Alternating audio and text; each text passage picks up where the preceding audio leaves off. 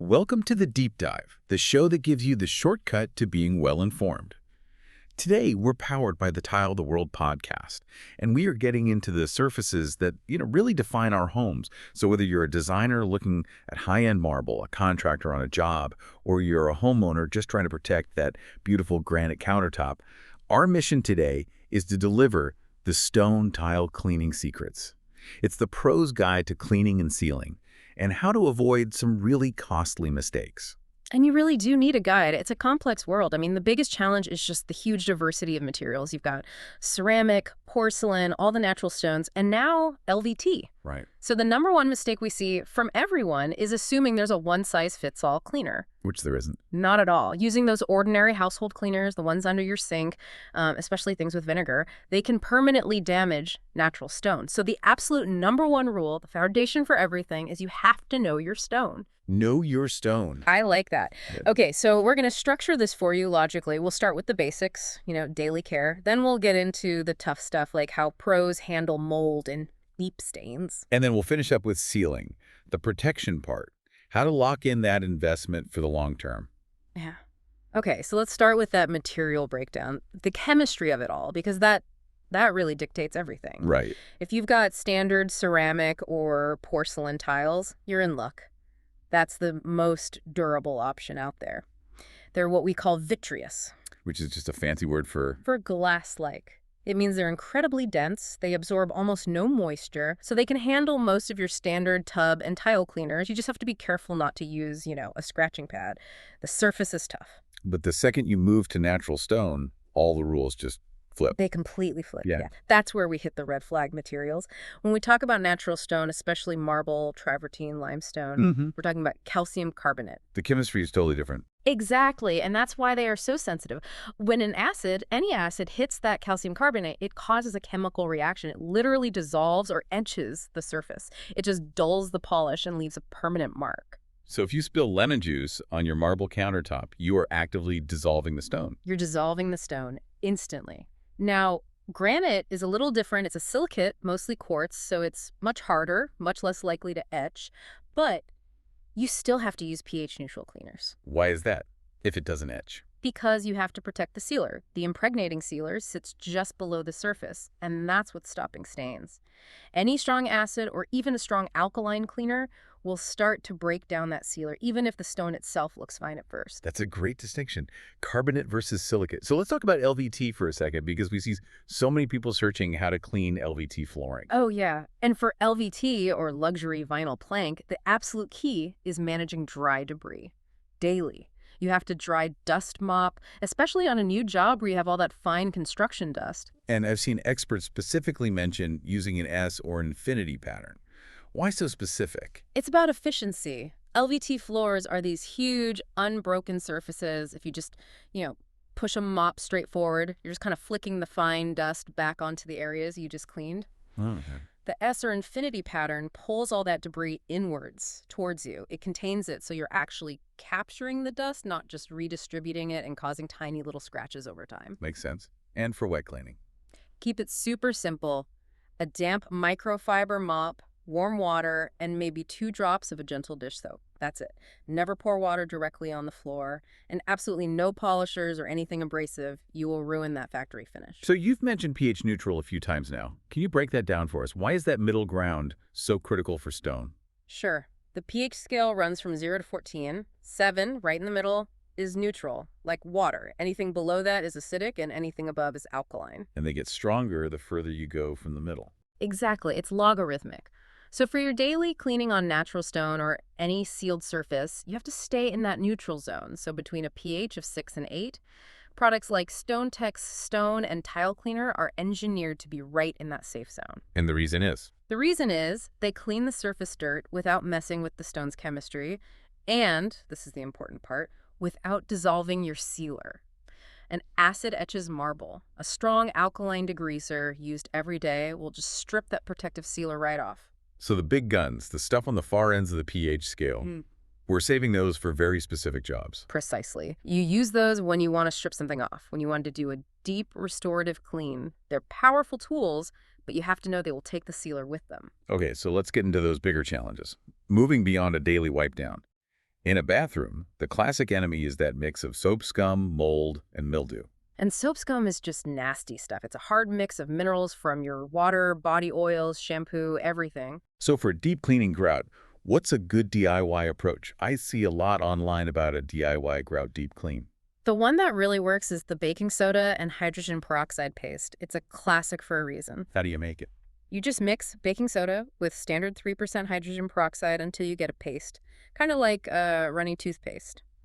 The baking soda is a gentle abrasive, and the peroxide is a mild oxidizer that helps lift stains. You just scrub it in with a soft brush, let it sit for a minute, and rinse it off really well. And you had a specific trick for that yellowed grout you sometimes see around a toilet. Yeah, that's often bacteria. For that, just use straight 3% hydrogen peroxide. Pour it on, let it sit for 5 or 10 minutes. It's fantastic for deodorizing and helping to lift that yellow color without resorting to harsh chlorine bleach. But peroxide isn't going to get rid of, serious black mold that's really clinging on there. No. For that, you need a professional grade product. Something like the StoneTech mold and mildew stain remover is great because it's designed to be safe on stone, even marble. You just spray it on, let it sit for maybe 5 or 10 minutes, and rinse. Any warnings with that? It does contain some bleach, so you have to be careful. Protect any colored towels or your shower curtain. It's safe on the stone, but not on fabrics. Okay, now what about that really deeply soiled grout? The stuff that just looks dingy and old. You mentioned that pros use a powerful two-step method. Right. And this comes with a huge warning. This is only for tough, cement-based grout. Do not, I repeat, do not use this on marble, limestone, or other sensitive stones. It will strip every bit of sealer off. Got it. So step one. Step one is a heavy-duty alkaline cleaner. A degreaser like StoneTech Cleanse All, which is up there at a pH of 12 or 13. Alkalines are incredible at dissolving all that greasy, oily buildup, soap scum, dirt, grime, all of it. So that gets rid of the gunk. Then what does the acid do in step two? The acid, something like StoneTech Restore, does what we call a micro etch. It basically exfoliates the very top layer of the cement grout, revealing a fresh, clean surface underneath. It's also the best way to remove hard water deposits and efflorescence. Okay, efflorescence. Define that for us. Efflorescence is that white, crusty, powdery stuff you see sometimes, usually on outdoor patios or in basements. It's basically salts from within the cement that get carried to the surface by moisture and then left behind when the water evaporates. And the acid just dissolves it. It dissolves those mineral salts completely. It's a really powerful 1-2 punch for restoration. But using chemicals that are that corrosive, the warnings aren't just for the stone, right? What about safety for the person doing the work? Absolutely. You need proper PPE, gloves, eye protection, good ventilation. And when you're done, you have to rinse and neutralize the area thoroughly. A quick splash of water isn't enough. You have to make sure that chemical reaction is completely stopped. Okay, let's unpack this. The jump from daily care to that kind of industrial strength cleaning is pretty steep. If you're looking for more expert tips that really break down the whole world of tile and stone, we highly recommend following a top resource in the industry. For more tile tips, follow Craig on Instagram at TileNerdArmy. Welcome back. We've talked cleaning, now let's talk protection. We're getting into the granite sealing process and natural stone stain removal. Because with an investment like granite or marble, prevention is always way easier than a cure. No question. Sealing is prevention. The whole goal is to block oil and water from getting into the pores of the stone. We're talking about impregnating sealers here. And what's the difference between that and a topical sealer? An impregnating sealer soaks down into the stone. It's invisible. It fills the pores to block stains from within. A topical coating just sits on the surface, like a layer of paint, which you usually only see on something like sleep. So we're focused on impregnating. How often do you need to do it? I've heard some wild recommendations. It depends on the area. For a high-performance product like StoneTech Bulletproof Sealer, a kitchen counter might be fine once a year. But for a shower floor, I'd recommend every 2 to 3 months. Wow, 2 to 3 months. That sounds like a lot.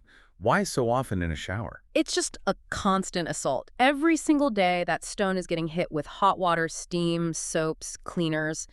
Even the pH-neutral ones take a tiny bit of sealer with them. The sealer just degrades so much faster under that constant moisture and heat. Okay, that makes sense. So let's talk application. What's the prep work? Prep is everything. The surface has to be perfectly clean and totally dry, bone dry.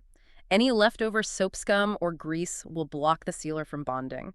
This is why pros will often use an alkaline cleaner before sealing to make sure the stone is stripped clean and ready to absorb. And for actually applying it, I see people grab an old rag, but you say no. Why use painting tools? Because a rag or a sponge is designed to absorb liquid. So as you wipe it on, it's also lifting the sealer right back off the stone, which causes streaks and uneven protection. You want to use something that applies, not absorbs. A brush, a paint pad, a small low-nap roller.